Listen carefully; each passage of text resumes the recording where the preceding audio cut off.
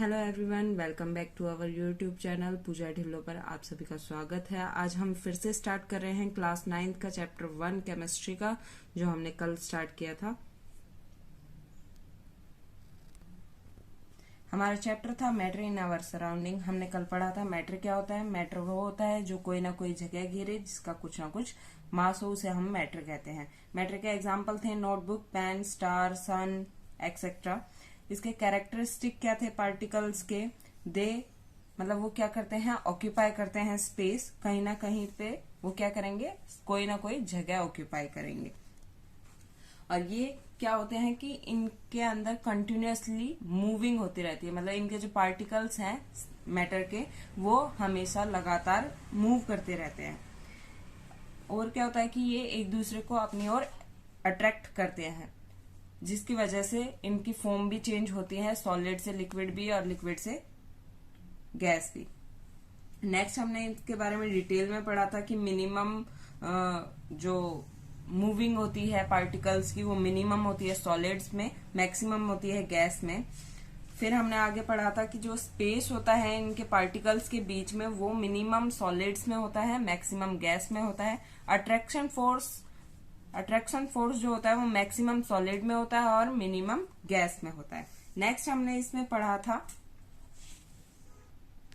Next इसमें था state of metals, मतलब मैटर के क्या क्या स्टेट्स होते हैं। तो मैटर के स्टेट वैसे 5 होते हैं, लेकिन हम 3 ही पढ़ेंगे, सॉलिड, लिक्विड एंड गैस। जो सॉलिड होते हैं उनकी डेफिनेट शेप होती है, उनकी एक बाउंड्री होती है, वो कठोर होते हैं, उन्हें हम कंप्रेस नहीं कर पाते, और उनका एक डेफिनेट वॉल्यूम होती है। जो लिक्विड्स होते हैं वो डेफिनेट स्टेट, उनकी कोई शेप नहीं होती, उनकी कोई बाउंड्री नहीं होती, वो फ्लूइडिटी होती है, लो कंप्रेसिबल होते हैं और उनकी डेफिनेट वॉल्यूम होती है। जो गैस होती है उसमें डेफिनेट शेप होता है,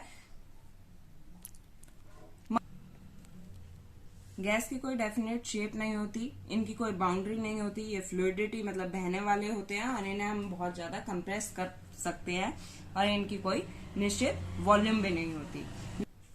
नेक्स्ट हम अपना आज नया जो टॉपिक है वो स्टार्ट करेंगे, change of state of matters.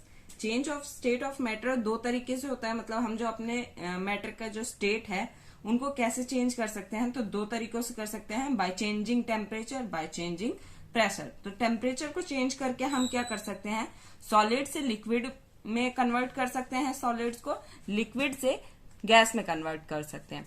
तो सॉलिड से जब हम लिक्विड में कन्वर्ट करेंगे तो हमें वहां पे हाई टेम्परेचर की जरूरत पड़ेगी, और जब हम लिक्विड से लिक्विड को गैस में चेंज करेंगे तो वहां भी हमें टेम्परेचर हाई चाहिएगा। सॉलिड से अगर हम लिक्विड में चेंज कर रहे हैं, तो जैसे हम मान लीजिए कोई आइस है, आइस को हम रूम टेम्परेचर पर रख दें या फिर हम उसको हीट दे दें, तो वो क्या हो जाएगा, जो आइस क्यूब्स हैं वो कन्वर्ट हो जाएंगी लिक्विड के अंदर।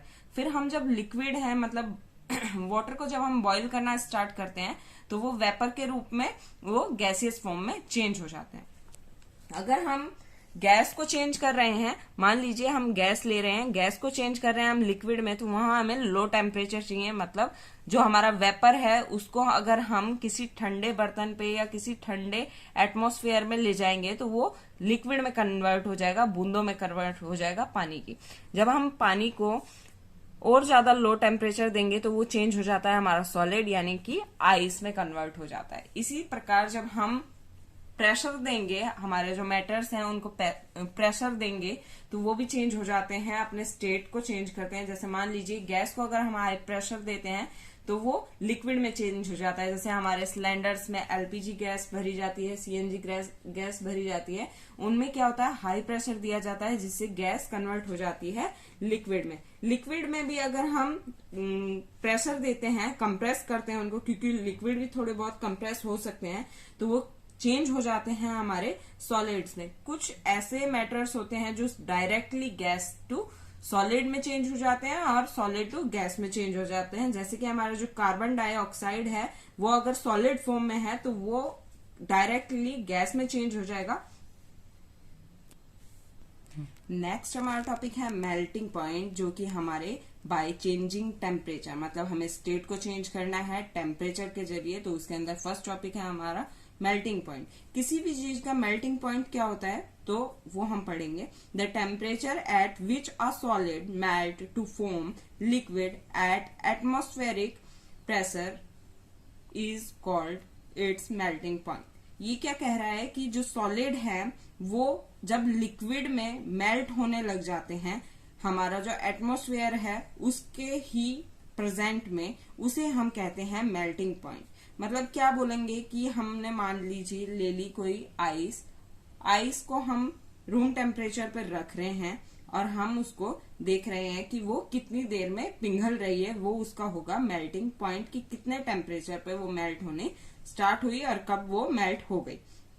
इसका एग्जाम्पल है ice in a beaker and a temperature. मतलब आइस को एक बीकर में लेना है और उसके अंदर हमें थर्मामीटर रखना है और उसका जो टेम्परेचर है उसको नोट करते जाना है। इसी के अंदर एक टर्म आता है फ्यूजन। तो लेटेंट हीट ऑफ फ्यूजन हमारा क्या होता है? Latent heat of fusion the amount of heat required to change 1 kg solid to its liquid state. मतलब जो 1 किलो सॉलिड है उसको चेंज करने में, मतलब लिक्विड स्टेट में चेंज करने के लिए जितनी गर्मी की जरूरत हमें पड़ेगी, जितनी अमाउंट ऑफ हीट की जरूरत पड़ेगी, वो उसकी लेटेंट हीट ऑफ फ्यूजन होगा। नेक्स्ट इसमें है बॉइलिंग पॉइंट। किसी भी चीज का जो बॉइलिंग पॉइंट होता है यानी उबलने का जो उसका एक निश्चित पॉइंट होता है, उसके बारे में पढ़ेंगे। The temperature at which a liquid boil to form vapours at atmospheric pressure called its boiling point. मतलब कोई भी ऐसी चीज, मतलब लिक्विड हमारा दूध भी ले सकते हैं हम, पानी भी ले सकते हैं, किसी भी चीज को ले सकते हैं। यहाँ लिक्विड जब वेपर यानी भाप में कन्वर्ट होने लग जाएगा, एक एटमॉस्फेरिक प्रेशर जो हमारा निश्चित प्रेशर होता है उसके ऊपर वो वेपर में कन्वर्ट हो जाएगा, होना स्टार्ट हो जाएगा, उसे हम कहते हैं उसका बॉइलिंग पॉइंट। इसके अंदर भी एक टर्म आती है वेपराइजेशन। तो वहां पे लेटेंट हीट ऑफ वेपराइजेशन क्या होती है वहां? तो the amount of heat required to change 1 kg liquid to its gaseous state. मतलब 1 किलो लिक्विड को उसके गैसियस स्टेट में, मतलब पूरा गैस में कन्वर्ट करने के लिए जितनी अमाउंट ऑफ हीट चाहिएगी वो उसकी लेटेंट हीट ऑफ वेपराइजेशन होगी।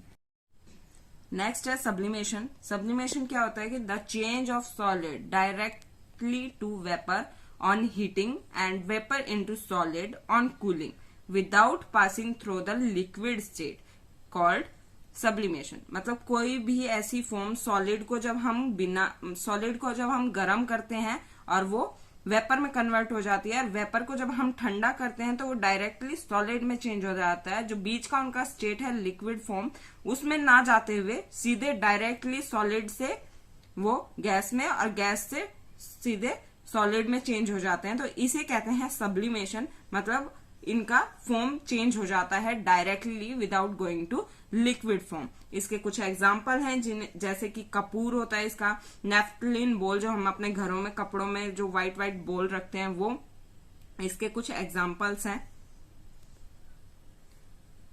आज का हमारा लास्ट टॉपिक है effect of change of pressure.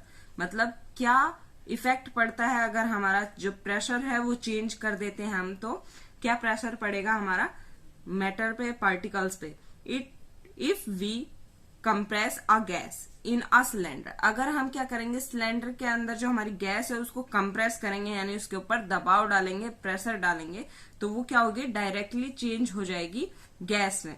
Gas जो है वो लिक्विड में चेंज हो जाएगी। तो उसको आगे पढ़ते हैं।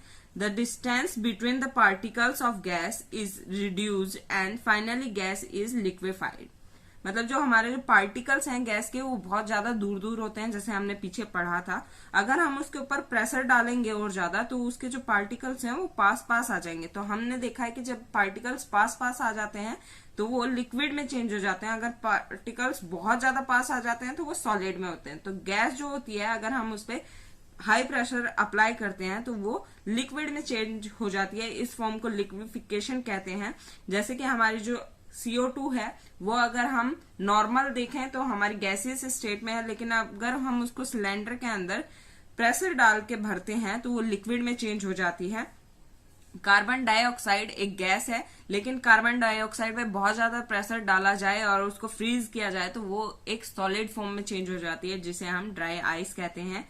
हमारे इसमें कुछ गैसेस भी हैं, जैसे एलपीजी हो गई, सीएनजी होगी। एलपीजी की फुल फॉर्म क्या होती है? लिक्विड पेट्रोलियम गैस, जो कि हम कुकिंग गैस के रूप में हम यूज करते हैं और जानते भी हैं। सीएनजी हमारी कंप्रेस्ड नेचुरल गैस, जो हम फ्यूल के रूप में यूज करते हैं और हम अपने जो जितने भी साधन है, वाहन, अब मोस्टली हम फ्यूल के रूप में सीएनजी को ही यूज कर रहे हैं। अगर इसमें कोई डाउट हो आप सभी को तो कमेंट में पूछ सकते हैं। हमारे चैनल को सब्सक्राइब कीजिए, लाइक कीजिए और शेयर कीजिए। Thank you.